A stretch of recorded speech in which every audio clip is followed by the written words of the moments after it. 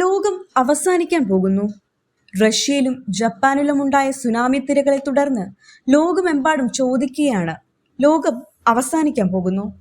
ജപ്പാനിൽ കഴിഞ്ഞുപോയ സുനാമി തിരകളുടെ അനുഭവമാണ് അങ്ങനെ ചിന്തിക്കാൻ മനുഷ്യരെ പ്രേരിപ്പിച്ചത്. എന്നാൽ ഭയക്കേണ്ടതില്ല.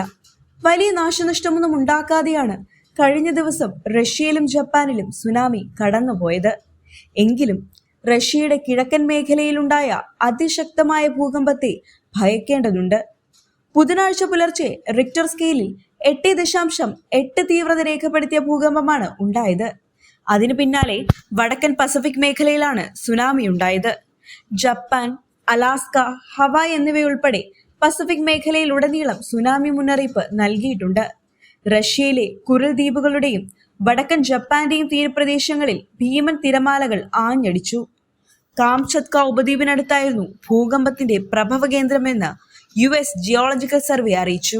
സുനാമി മുന്നറിയിപ്പ് വന്നതോടെ ജപ്പാനിലെ ഫുകുഷിമ ആണവ നിലയം ഒഴിപ്പിച്ചു. റഷ്യയ്ക്ക് പിന്നാലെ ജപ്പാനിലും സുനാമി തിരകൾ കണ്ടു തുടങ്ങിയതോടെയാണ് ഫുകുഷിമയിലെ തൊഴിലാളികളെ അടിയന്തരമായി ഒഴിപ്പിച്ചത്.